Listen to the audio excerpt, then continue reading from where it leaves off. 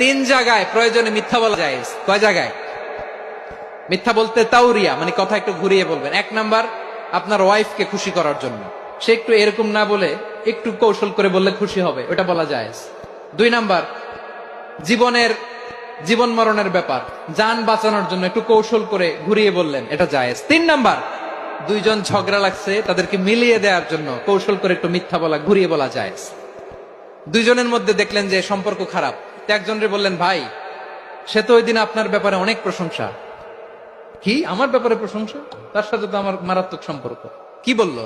এই বললো আপনি নাকি এই করছেন ওই করছেন, অনেক প্রশংসা। লোকটার মন খুশি হয়ে যাবে তার ব্যাপারে, ঠিক কিনা? আবার তার সাথে যার ঝগড়া, ওরে যে বলবেন, ভাই ওই দিন তো সে আপনার অনেক অ্যাপ্রিসিয়েশন করলো, অনেক। সে তো অবাক, কি রে বলে কি? আমার এই যে দুইজনের ব্যাপারে দুইজনের একটু ভালো ভালো কথা বলে দিচ্ছেন, একদিন দেখবেন রাস্তা দিয়ে হাঁটার সময় একে অপরকে সালাম দিয়ে ফেলছে, আবার মিলমিশ হয়ে গেছে।